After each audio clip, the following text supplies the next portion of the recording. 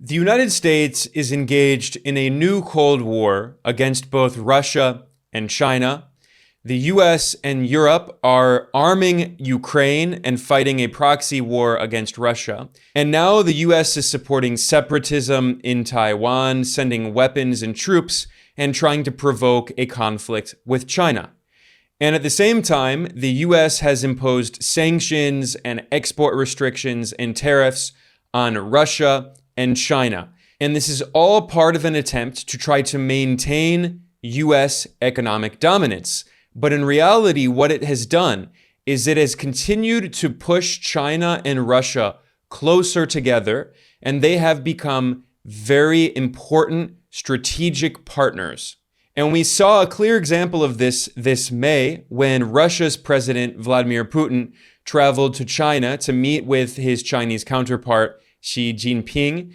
And this was the 43rd meeting between Presidents Xi and Putin. 43rd meeting, which shows just how close not only Xi and Putin have become, but how close China and Russia have become. Now, during Putin's trip, China and Russia signed a lengthy joint statement. It is 8,000 words long. I read through the statement and I highlighted some of the main points, and I want to discuss them today because this is a very important historic document that shows that China and Russia are collaborating in basically every domain. In the statement, they emphasized that China-Russia relations are at their best level in history. They emphasized that their goal is to build a multipolar world, that the world is already multipolar, but they're trying to make it even more multipolar with the goal of the democratization of international relations. In the same vein, they called for expanding the BRICS bloc and strengthening the Shanghai Cooperation Organization. And Russia and China emphasized that they support the global South, that Asia, Latin America, and Africa must play an increasingly important role in the world. And in that same vein, China and Russia condemned what they referred to as neocolonialism and hegemonism, which was a clear reference to Western aggressive imperialist foreign policy trying to dominate the world and the West's constant attempt to start wars, to meddle in foreign countries' affairs, to exploit global South countries. Likewise, in the statement, China and Russia harshly condemned the US for militarizing really the entire world, militarizing East Asia and the Pacific region, militarizing West Asia, the so-called Middle East, militarizing Australia, trying to start a war over Taiwan, fueling the war in Ukraine. China and Russia were very critical of the US also for trying to militarize space. And China and Russia said that they opposed the militarization of space. And of course, Beijing and Moscow proposed many different forms of cooperation, most importantly, economic cooperation and de-dollarization. China and Russia emphasized that they want to reduce the use of the dollar, not only in their own bilateral trade, but in international trade, to weaken the hegemony of the US dollar, which is used as a geopolitical weapon. The US has weaponized its currency and tried to impose its political will on other countries through the use of its currency and the international financial system that is dominated by Washington. And China and Russia emphasized that the only solution is true multilateralism, true international democracy, and multipolarity, moving away from Western hegemony, the unipolar order in which the US tried to dominate the entire world, and instead giving an equal voice and equal representation to all countries, especially the countries in the global South, who represent the global majority, and yet were colonized by the Western imperial powers. And still today, the West maintains this very neocolonial hegemonic mentality that tries to control them. These were all issues that were addressed in this 8,000 word statement published by China and Russia.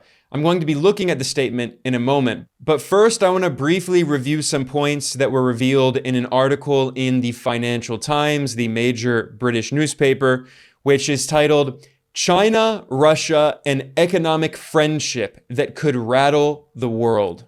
Now, of course, the Financial Times is very biased against both China and Russia, and in many ways represents the interests of Western governments, and in particular, Western investors, Western capitalists. But the Financial Times does have some very useful information, especially useful data.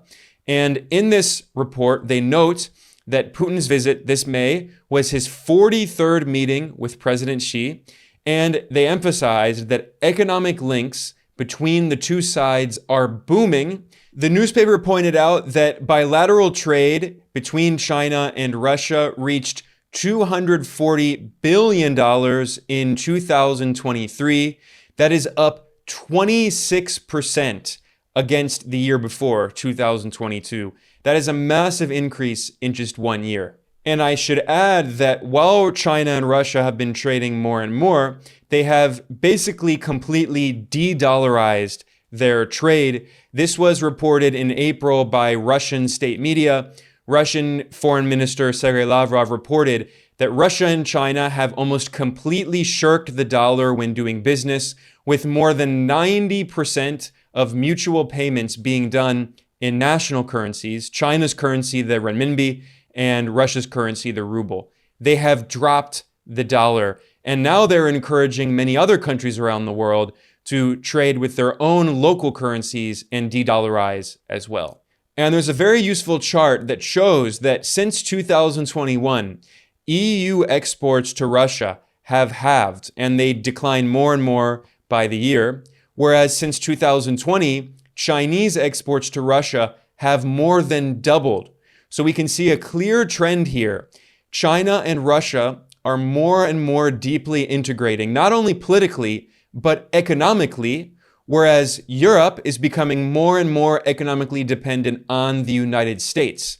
And it's not just Russia. In fact, China has been deepening its economic relations, in particular with countries that are trying to resist Western hegemony.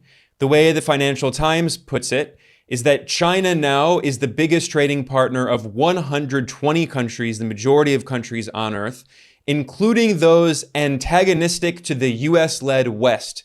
That's the language the newspaper uses. Really, countries that are resisting US-led Western imperial hegemony.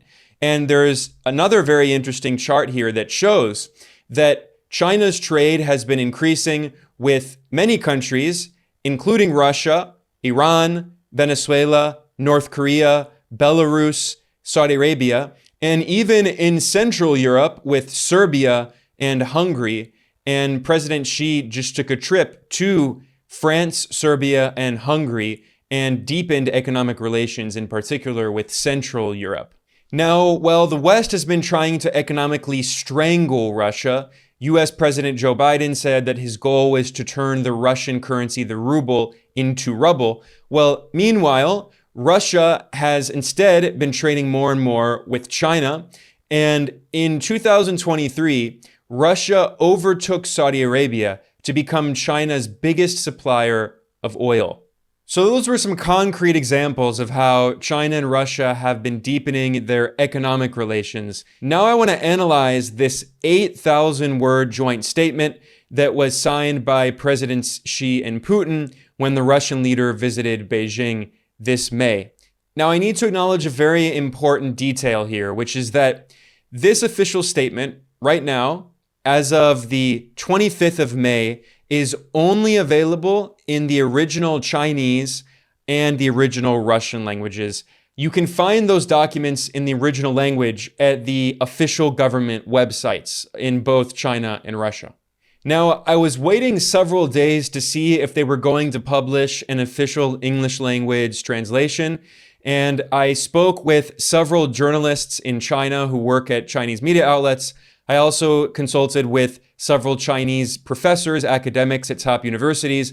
I asked multiple people if they know, or if they could ask if they know anyone in the foreign ministry who could see if they were going to publish an English language translation. And everyone told me that they don't know, and many of them said they do not think there will be a full English language translation. And today is the 25th of May. It's already been over a week. So I wanted to go ahead and do this analysis because I don't want to wait too long. There's a lot of crazy things happening in the world. I don't want people to forget about this important trip that happened. And so I should emphasize that in the description below, I link to an article that I published at my website, geopoliticaleconomy.com. And there I published an unofficial English language translation of the full text of the joint statement. However, there's a big asterisk here. This translation relies mostly on a machine translation. And then I also manually looked over and A-B'd. I checked the machine translation and the original. And I did this using the original Chinese. I don't speak Russian. My Chinese is definitely not super great. I'm not an expert on Chinese. I'm studying Chinese and learning more. But from the Chinese that I know, using AI, using different machine translators, putting that all together, I think this is a relatively accurate translation, although again, it's unofficial and it's not going to be 100% accurate. Now, the first thing to note about this statement is that it marks the 75th anniversary of relations between China and Russia. And it's in 10 parts. And part 1 of the statement notes that the Soviet Union was the first country in the world to recognize and establish diplomatic relations with the People's Republic of China. And it notes that, of course, the relationship has gone through turbulence. It doesn't mention the Sino-Soviet split and all of that complicated history, but it does say that the status of bilateral relations has been continuously upgraded, reaching the highest level in history as a comprehensive strategic partnership of cooperation for a new era. And it emphasizes again that China-Russia relations are at their best level in history. And they also emphasize that the current China-Russia relations transcend the military political alliance model of the Cold War era. They are characterized by non-alignment, non-confrontation, and non-targeting of third countries. So in diplomatic speak, what they're saying here is that our close partnership is not directed specifically at the United States. We have our own relations, we have our own reasons for being close partners, and we are officially non-aligned, is what they say. Although, of course, we know that they're being very diplomatic, but in reality, they are partners who are jointly resisting US-led Western imperialism. And they actually talk about that a bit later on in the statement. But they emphasize that their partnership is not temporary. It is not influenced by external factors. So they want to emphasize how important it is. And then going on, Russia emphasized that it adheres to the One China principle, recognizing Taiwan as an inalienable part of the People's Republic of China. And in return, China said that it supports Russia in maintaining its national security and stability and opposes external forces interfering in Russia's internal affairs. These kinds of statements are pretty normal. They're not new. But I think the next part of the statement is very significant because here, China and Russia talk about the rise of the global South, the increasingly multipolar world, and they condemn Western neocolonialism and hegemony. So I'm going to read basically the entire paragraph here because I think this is very important. Both sides pointed out that the accelerating evolution of the world's major changes and the rising status and strength of emerging powers in the global South are rapidly becoming apparent. These objective factors accelerate the redistribution of development potential, resources, and opportunities, favoring emerging markets in developing countries and promoting the democratization of international relations. A few important words there. Again, the rise of the global South, redistribution, toward the global south of resources and potential and democratization of international relations and international fairness and justice. And in contrast to that, China and Russia condemned the Western imperialism, although they were a little more diplomatic about it. They said, quote, in contrast, countries adhering to hegemonism and power politics are going against this trend, attempting to replace and subvert the recognized international order based on international law with a, quote, rules-based order. This is a very clear reference to the US and the EU, which are trying to replace the international law-based order with the so-called rules-based order in which the West makes the rules and orders everyone else around. So here we can see China and Russia saying very clearly, we are allied with the global South, the global majority, and then they continue saying that they are independent forces in the process of building a multipolar world. Very important. China and Russia emphasize multiple times in this statement that their goal is, quote, the realization of an equitable and orderly multipolar world and the democratization of international relations. They want to unite to build a just and reasonable multipolar world. So in one sentence there, they say that 3 times, that they want a multipolar world. If you know how diplomatic statements go, if you can read this kind of diplomatic language, you can see that they are emphasizing this, how important it is to them. Furthermore, China and Russia also emphasize the importance of non-interference and the respect for sovereignty. They said, quote, both sides believe that all countries have the right to independently choose their development models and political, economic, and social systems based on their national conditions and people's will, opposing interference in the internal affairs of sovereign countries, also opposing unilateral sanctions without international law basis or UN Security Council authorization. So here they're saying, look, we oppose this Western policy of trying to blockade independent countries like Cuba, which has been under illegal US sanctions for over 60 years, or Venezuela, or Iran, or Syria, or Zimbabwe, or the DPRK, many other countries. The West has tried to suffocate these countries. The US has tried to organize coups and color revolutions.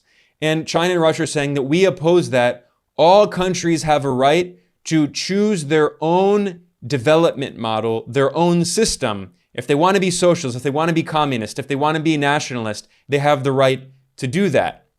Furthermore, I think this is such an important line in this very long joint statement.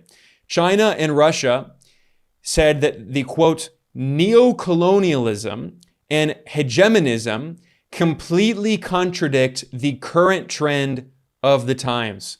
Now, I have read a lot of these joint statements. They have often used the word hegemony or hegemonism. I have not seen them use the word neocolonialism.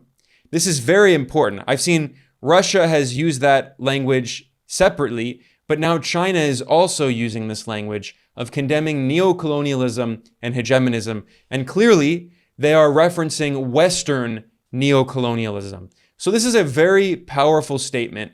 And here you can see that China and Russia are clearly stating what they see as the ideal order in the world, a multipolar order based on true multilateralism, on international democracy, in which the global South has equal representation and the Western hegemonic order is relegated to the dustbin of history.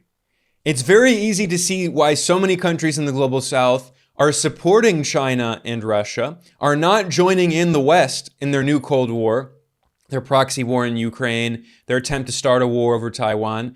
Much of the global South is either neutral or openly allied with China and Russia because they prefer a multipolar world in which the global South nations are allowed to implement their own national developmental model. If they have a socialist government, the US is not going to be able to try to overthrow them and impose sanctions on them and blockade them like the US has done to the people of Cuba for over 60 years. This is why in many parts of the global south, which represent 87% of the world population, they are the global majority. In many of these countries, China and Russia are seen as standing up to Western colonialism, imperialism, and hegemony. And that's why they're quite popular. It's not because the global south is being taken over by China and Russia and all this nonsense that we hear in the Western media. That Western media propaganda is simply psychological projection for the fact that the Western powers colonized almost the entire world, the vast majority of the global south, and they are today trying to reimpose their hegemony, and they are unable to do so. Because we are in an increasingly multipolar world, US-led Western unipolarity is dead and buried. And this joint statement is further testament to that. Now, obviously, this statement is very, very long, and I'm not going to go through all of it in great detail. I've already highlighted some of the most important points, but now I want to briefly kind of summarize the other sections of this 10-part statement.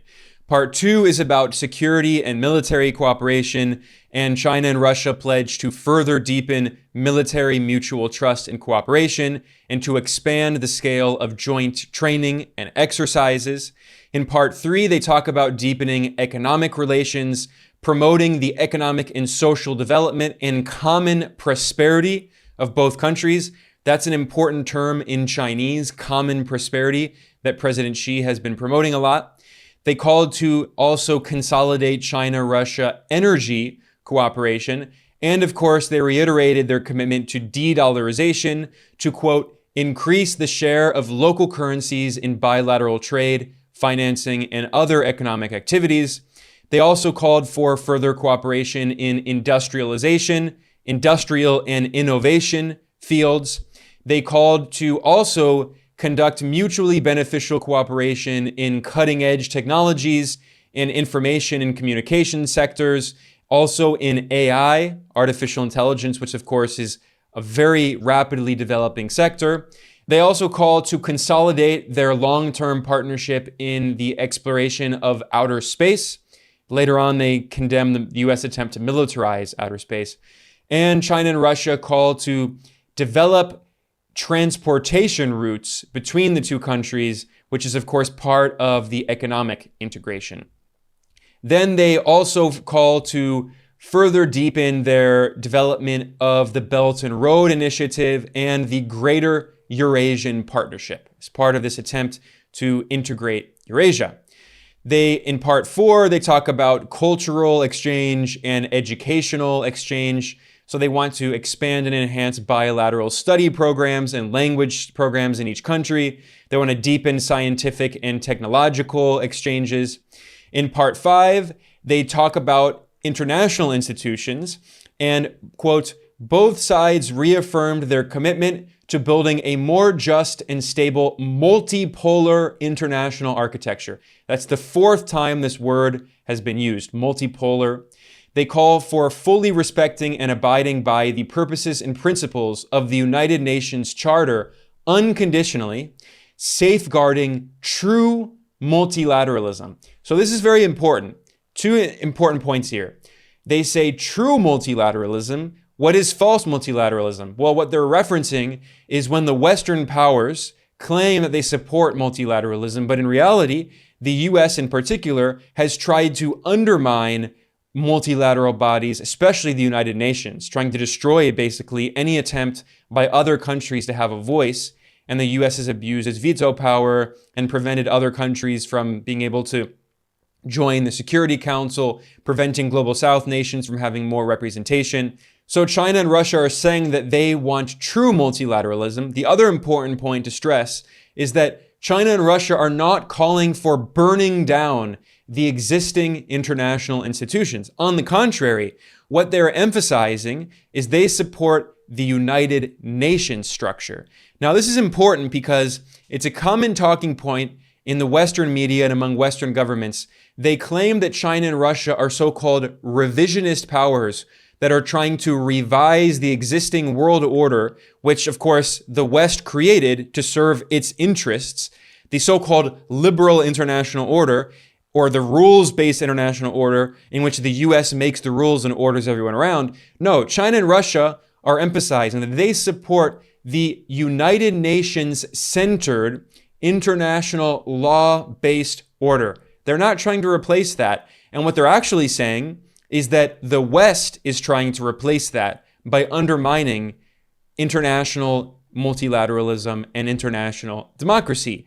And in this vein, China and Russia called for strengthening a group that is called the Group of Friends in Defense of the UN Charter. What is this? It's an association of countries almost entirely from the Global South that was created in 2021 in order to defend the UN Charter, and in particular, Article 2 of the UN Charter that calls for respect for sovereignty and non-interference, and other countries cannot intervene in their internal affairs.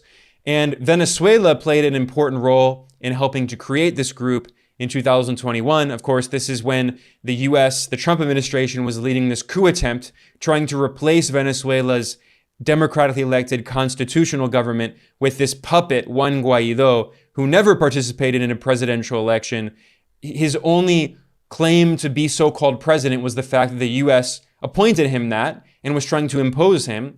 And this group of friends in defense of the UN Charter consists of the following countries: Algeria, Angola, Belarus, Bolivia, Cambodia, China, Cuba, the DPRK, Equatorial Guinea, Eritrea, Iran, Laos, Nicaragua, Mali, Palestine, the state of Palestine is part, the Russian Federation, St. Vincent and the Grenadines, Syria, Venezuela, and Zimbabwe. So mostly the Global South, along with Russia.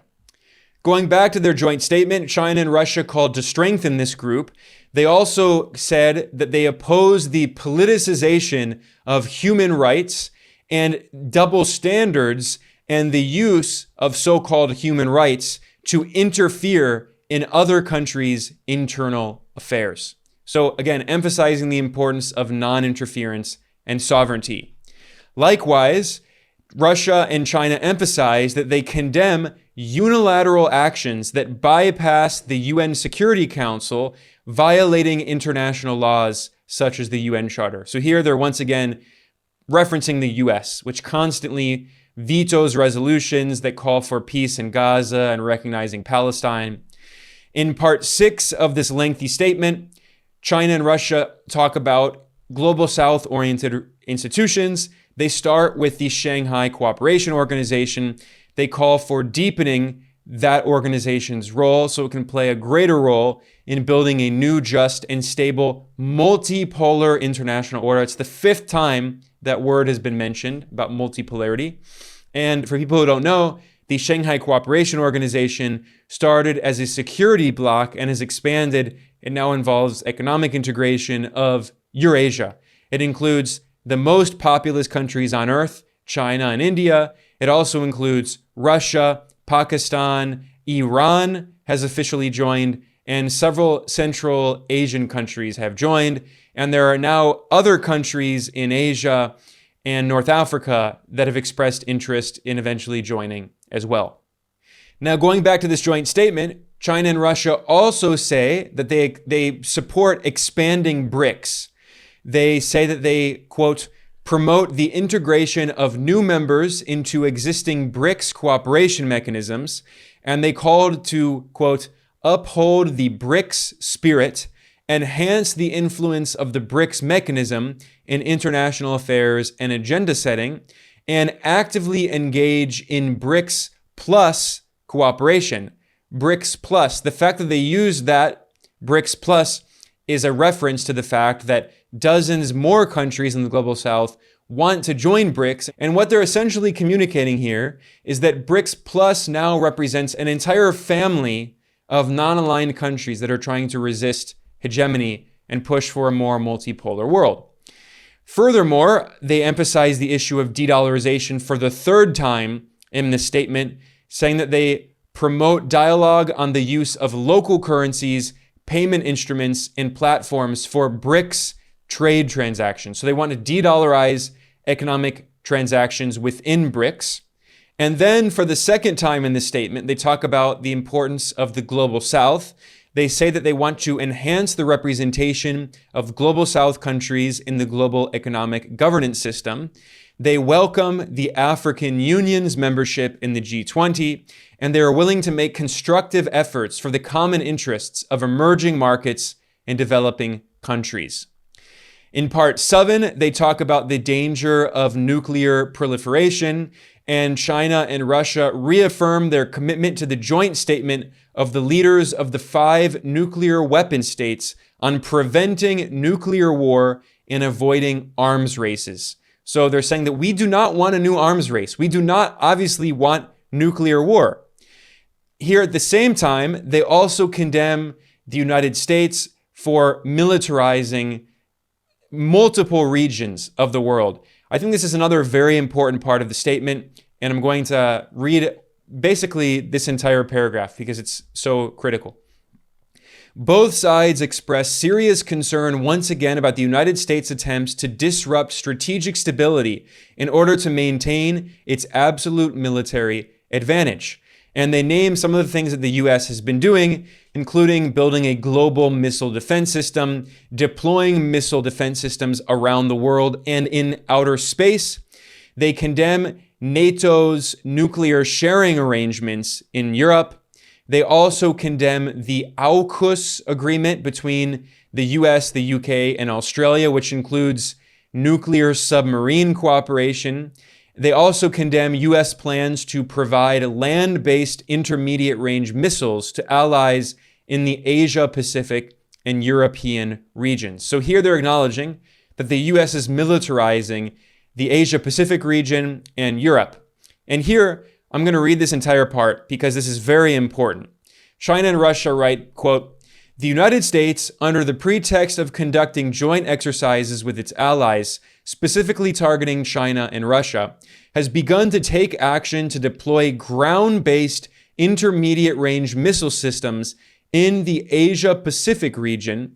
Both sides express serious concerns about this.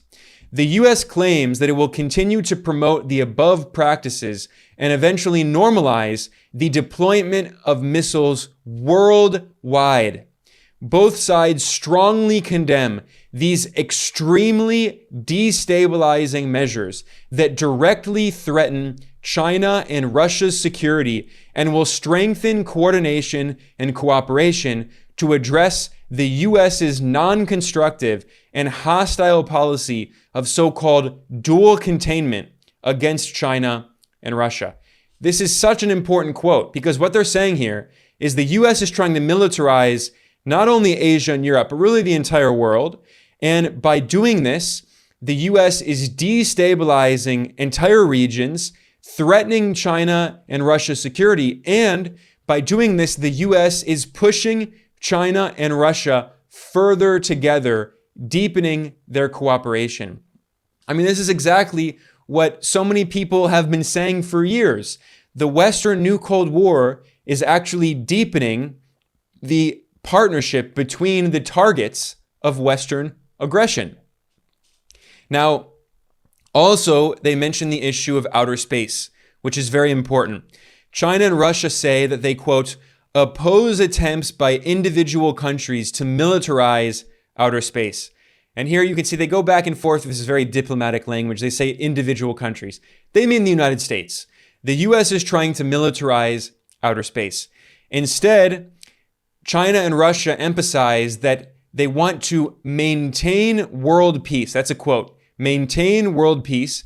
And in order to do so, quote, both sides agree to promote the international initiative / political commitment not to deploy weapons first in outer space on a global scale. So they're saying, look, we will not deploy weapons to outer space first if the US does not do it first. So as long as the US does not deploy weapons, we will not deploy weapons. Continuing in part 8, China and Russia talk about climate change. And they say both sides, in response to climate change, reaffirm their commitment to objectives, principles, and institutional framework of the United Nations Framework Convention on Climate Change and its Paris Agreement. So they're supporting multilateral climate change discussions and the Paris Agreement. And another very important point in this discussion of climate change is China and Russia, quote, emphasize the crucial importance of financial support from developed countries to developing countries. So they're saying, look, the US historically has been the largest emitter of carbon. The US is the largest contributor to climate change, and the Western powers in general historically have been the largest contributors to climate change. Those rich countries owe a climate debt to the global South. The rich countries should give resources to the poor countries to help them deal with climate change. Furthermore, China and Russia say that they support working with all parties to develop legally binding documents to address environmental pollution caused by plastic waste. This is important because the Paris Agreement famously is not legally binding, whereas China and Russia say that they support international legally binding documents to stop pollution. Part 9 of the statement talks about the Ukraine war, and Russia said that it welcomes China's willingness to play a constructive role in resolving the Ukraine crisis through political and diplomatic means. Both sides emphasize the need to halt all actions that could prolong the conflict and further escalate tensions, urging to prevent the crisis from spiraling out of control. This is a clear reference to the Western powers threatening to further militarize. France has talked about potentially sending troops to Ukraine. In fact, France and the UK already have troops on the ground. Not a lot, but there are some there. The US also has special operations forces in Ukraine and CIA forces in Ukraine. So China and Russia are saying, look, we do not want this conflict to continue to expand. We do not want a full-on direct war with NATO. And they said, quote, dialogue is a constructive way to resolve the Ukraine crisis. So they're calling for dialogue. And they say, both sides believe that to steadily address the Ukraine crisis, it is necessary to eliminate its root causes, which, what are the root causes? They must adhere to the principle of indivisible security and take into account the legitimate security interests and concerns of all countries. What are they saying there? NATO expansion. China's diplomats have often used this language. What they mean is that Russia has legitimate security interests, and the West has continued to ignore them. In fact, in late 2021, Russia demanded a series of security guarantees from the US, NATO, and the EU. And what happened? The West completely ignored all of them, rejecting all of them, and said Ukraine is going to join NATO, which is an existential security threat to Russia. When the Soviet Union was invaded in World War II, it was invaded through Ukraine. Ukraine was used as a base to try to cut off southern Russia, to divide southern Russia from northern Russia, to carve up Russia. Russia knows that Ukraine, if it joins NATO, will be used in order to wage war on it. NATO has already surrounded Russia with numerous members, like in the Baltic states, that are on Russian borders.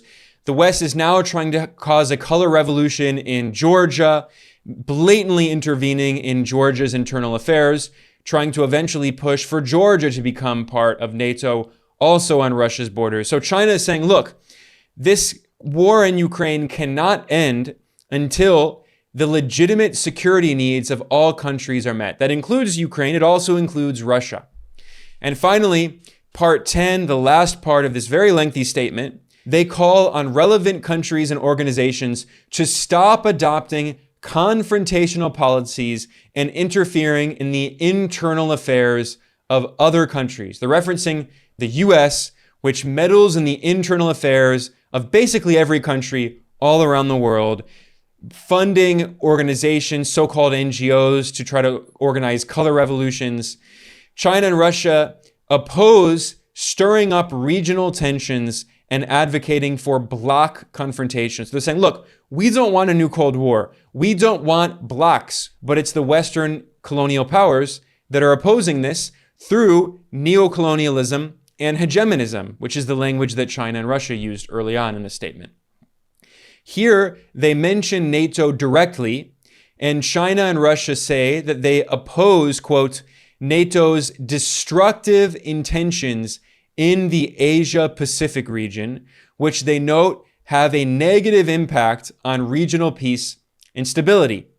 They also express serious concern about the consequences of the AUKUS trilateral security partnership in various fields for the strategic stability of the Asia-Pacific region. This, again, is the military pact between Australia, the UK, and the US, the Anglo-American colonial powers.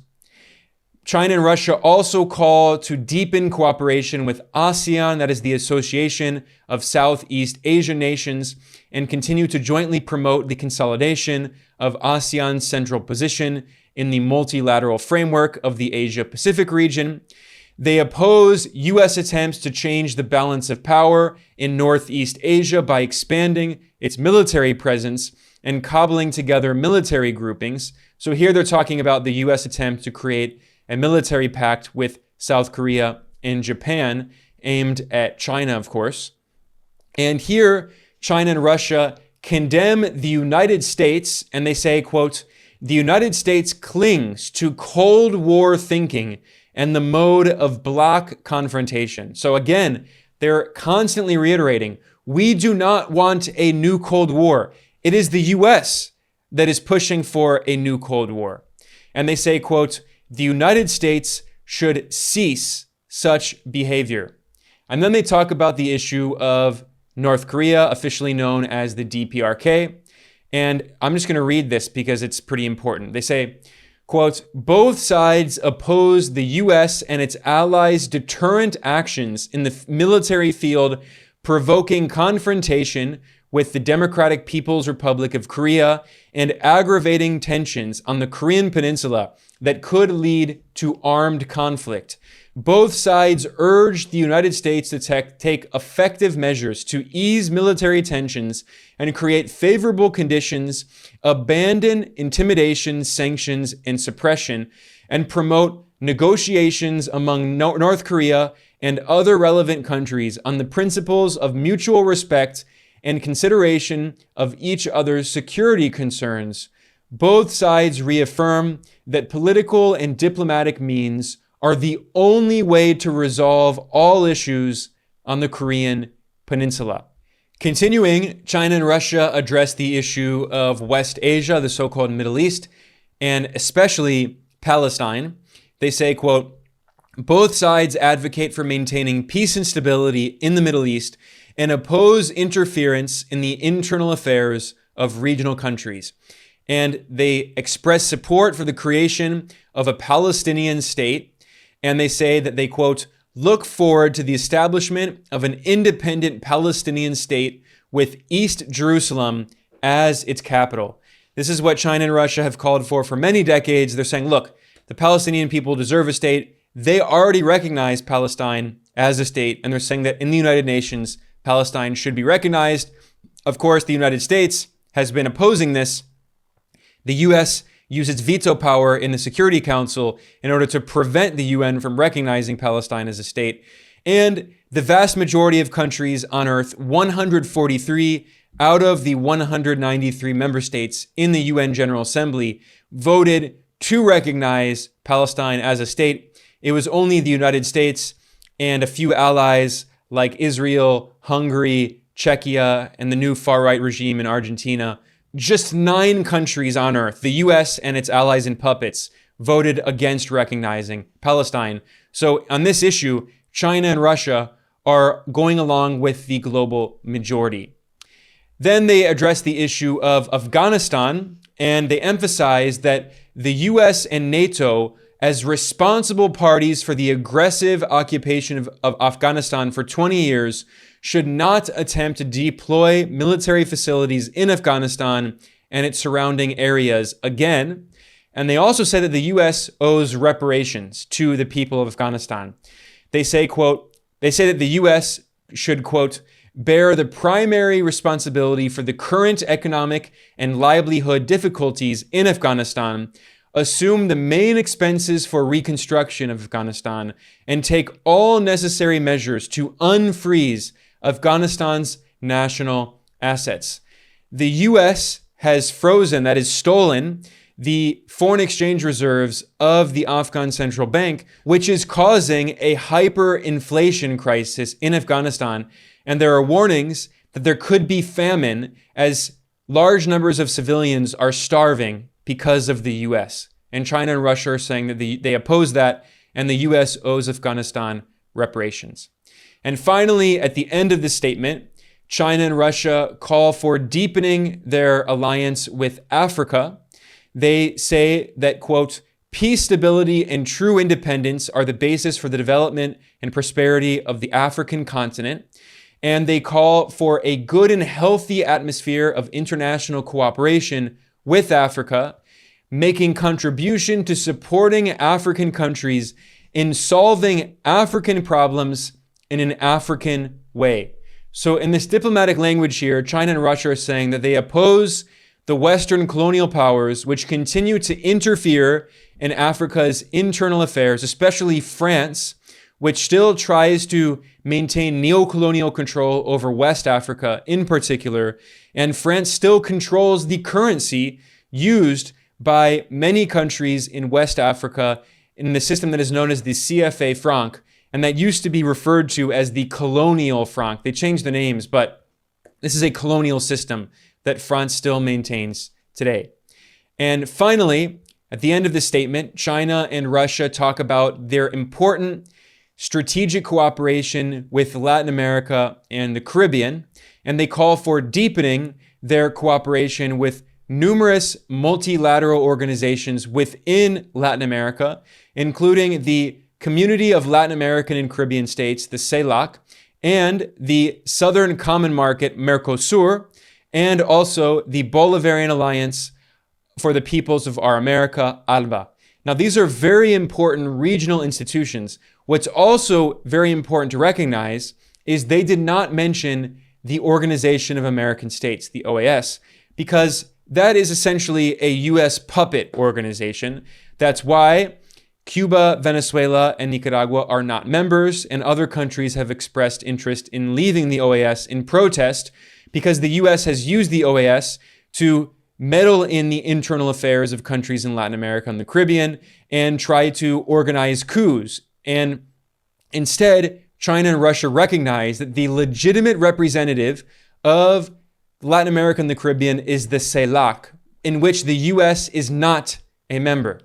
And they also, in particular, they emphasize Mercosur, which is an economic instrument for integration, and ALBA, which is another economic instrument that was created by Cuba and Venezuela as the most explicitly anti-imperialist revolutionary instrument of regional integration in Latin America. So here we can see that China and Russia are saying that we want to be friends of Africa and Latin America, supporting the Global South in its call for a more multipolar world. So those were the main points of this very lengthy statement. I have a link in the description below to the article at my website, which includes an unofficial translation of the full text. Again, full disclosure, this is based on a machine translation. It is not official, but I think this is a very important historic document, and the fact that it was not published in full in English everywhere inspired me to do this analysis today, because you're not going to understand what's going on if you just only read Western corporate media and you never hear the perspective of China and Russia represented in mainstream Western corporate media. Instead, they portray Beijing and Moscow as these boogeymen and they're evil. But it's very important to hear what President Xi and President Putin were discussing in their own words, not in the biased, distorted perspective of the Western corporate media. And that's, of course, why I created Geopolitical Economy Report. I am Ben Norton, the editor-in-chief, and here at Geopolitical Economy Report, our goal is to help educate people on the increasingly multipolar world and the role in particular of the Global South, the global majority, countries who are ignored and whose perspectives are distorted by the Western corporate press. I want to thank everyone for joining me today in this very lengthy analysis, and I will see you all next time. Thanks a lot.